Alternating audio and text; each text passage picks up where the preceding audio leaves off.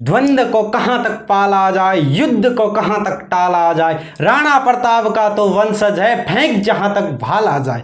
जी हाँ दोस्तों, सही सुना आपने। आज पूरे भारत में नहीं बल्कि पूरे विश्व में यही नारा गूंज रहा है, क्योंकि हाल ही में जो चर्चा में रहे हैं नीरज चोपड़ा, नाम सुना होगा, टोक्यो ओलंपिक 2020 नाम सुना होगा। जो नीरज चोपड़ा है उन्होंने इतना अच्छा भाला फेंका कि आज उन्होंने गोल्ड मेडल भारत के लिए जीता है। क्या भारत के लिए गोल्ड मेडल उन्होंने जीता है? जी हाँ दोस्तों, इसलिए आज पूरे विश्व में, पूरे भारत में उसी की नाम के डंके बज रहे हैं। तो इसीलिए कहा जाता है कि जहाँ तक भाला फेंक जहाँ तक भाला जाए। जी हाँ दोस्तों, भाला उसने करीबन उन्होंने फेंका 87 समथिंग बताते हैं। तो अगर मैंने वो भी देखा था, जो सीरीज चल रहा था, वो गेम चल रहा था टोक्यो ओलंपिक 2020, उसमें देखा था जब गोल्ड मेडल नीरज चोपड़ा को पहनाया जा रहा था, तो उस समय जब गोल्ड मेडल उनको पहनाया गया, उस समय भारत का नेशनल एंथम वहां पर चला गया। तो वो हमारे लिए कितने गर्व की बात है कि विजेता के समय जो विजेता होता है उसके लिए नेशनल एंथम वहां पे बजाया गया था। पूरे विश्व भर में भारत की एक गूंज उठी थी।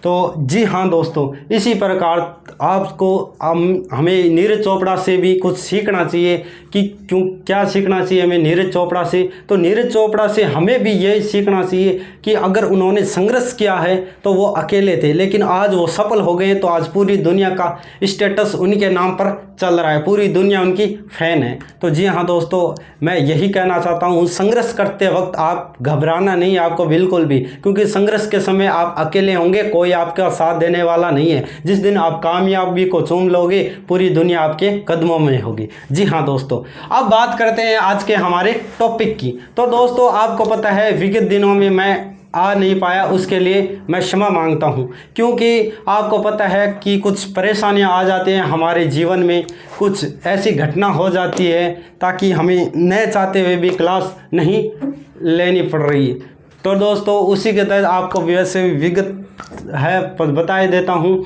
कि कुछ परेशानियाँ आ चुकी थी, तो इस कारण मैं नहीं आ पाया। लेकिन मेरे साथी जो भैरू सिंह है, उन्होंने मेरी क्लास को अटेंड किया और बहुत अच्छी तरीके उन्होंने नीति निर्देश तत्व का व्याख्यान भी किया और आपको समझाया भी। ठीक है दोस्तों, तो इसी के तहत आज हम स्टार्ट करेंगे राज्य पॉलिटिक्स। जो भारतीय संविधान हमारा चल रहा था उसमें तो हम वो एक प्लेलिस्ट अलग है, आज से एक नई प्लेलिस्ट भी बनाएंगे इसमें राज्य पॉलिटी, जिसमें हम अध्ययन राज्य पॉलिटी राज्य सरकार का अध्ययन हम खूब आराम से करेंगे, चिंता करने वाली बात है नहीं। तो दोस्तों, पता है आपको, जो एक सिक्के के दो पहलू होते हैं, हेड और टेल, उसी प्रकार व्यक्ति के जीवन में संघर्ष और जो ये सुख और दुख होते हैं। तो देखो, कभी सुख आता है, कभी दुख आ जाता है, लेकिन चिंता करने की बात नहीं है।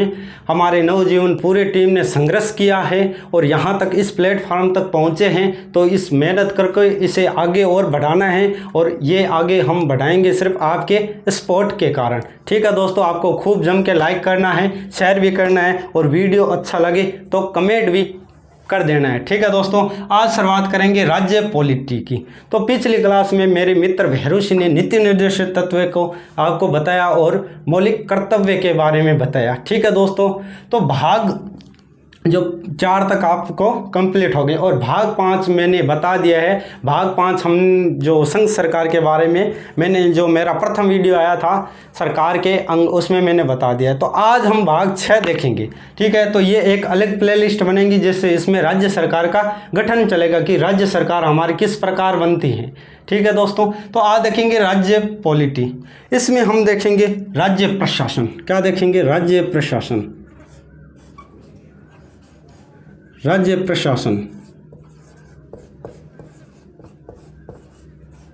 राज्य प्रशासन यानी राज्य का प्रशासन है जो किस प्रकार चलता है। जैसे देखो, मान लीजिए अगर आपको केंद्र सरकार का गठन आपको अच्छी तरीके से आता है तो राज्य पॉलिटिकल या राज्य प्रशासन एकदम आसान इजी है। क्योंकि अगर केंद्र में आपने राष्ट्रपति पढ़ लिया तो मान लीजिए राज्य में राज्यपाल आपका ऑटोमेटिक ही कंप्लीट हो गया। ओनली फॉर क्या है, कुछ अनुच्छेद है उसमें वो अलग है और बाकी सेम चीज़ें हैं। तो राज्य प्रशासन में देखेंगे तो डिवाइड कर लेते हैं हम इसको,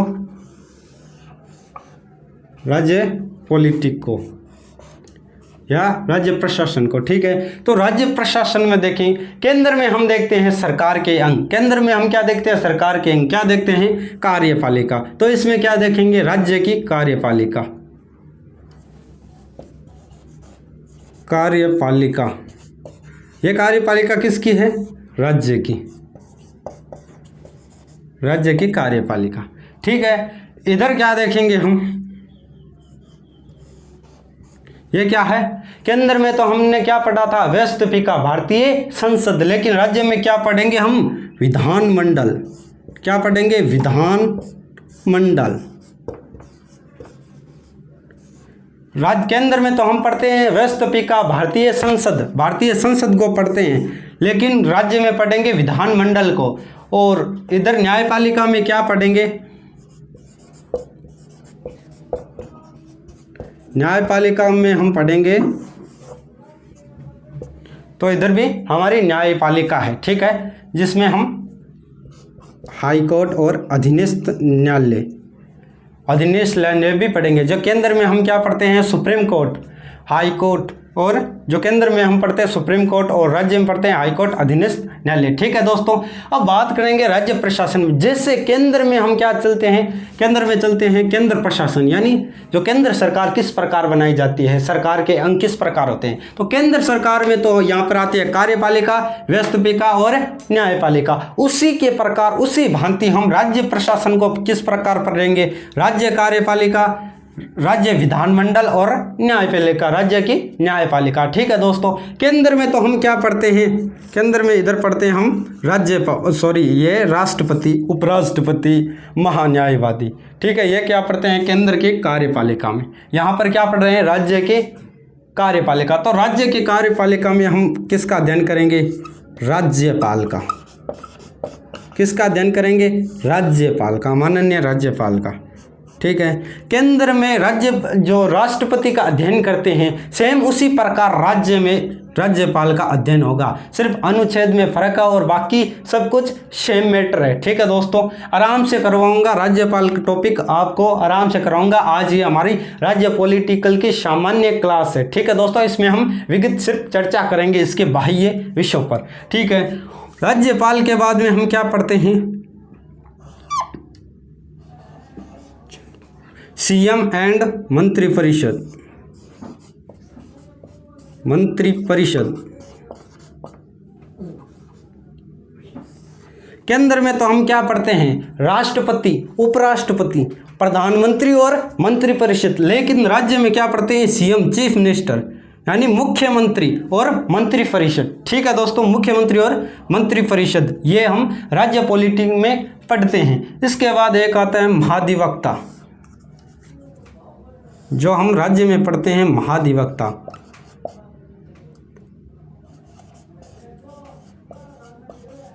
महाधिवक्ता। केंद्र में हम क्या पढ़ते हैं दोस्तों, केंद्र में हम पढ़ते हैं महान्यायवादी।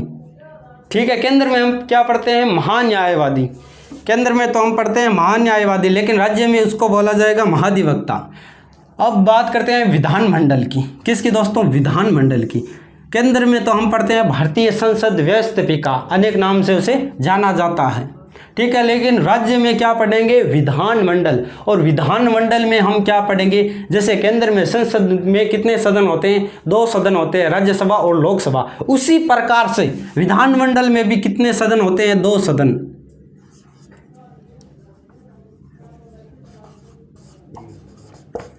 विधानसभा और विधान परिषद, विधान परिषद।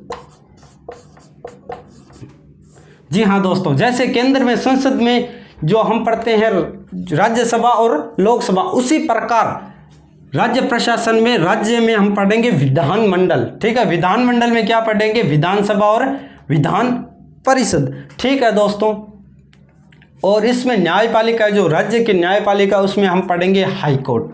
हमारा हाई कोर्ट, राज्य का हर राज्य में हाई कोर्ट होता है, एक राज्य या दो से अधिक एक राज्यों में हाई कोर्ट, और अधीनस्थ न्यायालय जो अपने जिला स्तर पर होते हैं। ठीक है दोस्तों, ये जो केंद्र में तो हम क्या पढ़ते हैं, सुप्रीम कोर्ट हमने पढ़ा भी है पिछले, हम आप देख सकते हो हमने केंद्र में तो सुप्रीम कोर्ट पढ़ा था, लेकिन राज्य में हाई कोर्ट पढ़ेंगे, अधीनस्थ न्यायालय पढ़ेंगे। तो चिंता करने की बात नहीं है, हम आराम से, राज्य पॉलिटिकल है, ये राज्य पॉलिटिकल है, राज्य प्रशासन है, इसको आराम से अध्ययन करेंगे।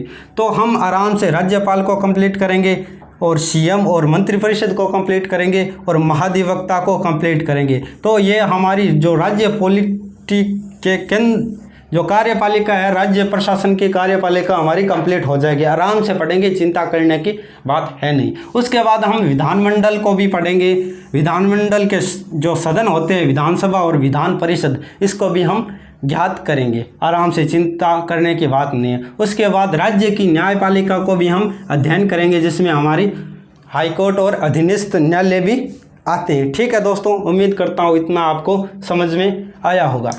ठीक है दोस्तों, चैनल पर नए हो तो चैनल को प्लीज़ सब्सक्राइब कर लेना। तो राज्य प्रशासन को आराम से पढ़ेंगे, जिस प्रकार केंद्र में हमने राष्ट्रपति पढ़ा था, उसी प्रकार राज्य में राज्यपाल को याद करवाऊंगा, याद रखना, कुछ छूटने वाला नहीं है। और आने वाले जो एग्ज़ाम है, जो ये कम्पिटिटिव एग्ज़ाम है, जैसे पीटीटी है, बीएसटीसी है, बीएसटीसी में तो ओनली फॉर जो राजस्थान के क्षेत्र में आते हैं, यानी राज्यपाल, राज्य पॉलिटिकल सबसे ज़्यादा बीएसटीसी में पूछे जाते हैं, जबकि पीटीटी में तो केंद्र सरकार से भी क्वेश्चन पुटअप होते हैं। लेकिन जो बीएसटीसी है उसमें से राज्यपाल है, सीएम है और ये मंत्रिपरिषद है, महाधिवक्ता है, इससे भी पुटअप होते हैं क्वेश्चन। तो चिंता करने की बात है नहीं। तो संविधान के जो भाग हैं, राज्य पॉलिटिकल में जो भाग हैं, संविधान के भाग 6 में इसका वर्णन है। 6 में कहा गया है कि एक राज्य होगा और उसके राज्य में सरकार का गठन किया जाएगा। ठीक है, भाग 6 में अनुच्छेद देख लेते हैं। भाग 6 में अनुच्छेद कितने हैं, 152 से 237, अनुच्छेद 152 से 237। ठीक है दोस्तों, भाग 6 में अनुच्छेद 152 से 237 तक। उसके बाद हम बात करेंगे, आराम से करने के बाद नहीं, अगर मैं नॉर्मली आपको बता देता हूँ। जैसे ये देखो, मान लेते हैं विधानमंडल, विधानमंडल जैसे केंद्र में क्या होता है, संसद, भारतीय संसद होते हैं, उसी प्रकार राज्य में क्या होता है, विधानमंडल। अब इसके भी सदन होते हैं भी। ठीक है, विधानसभा और विधान परिषद।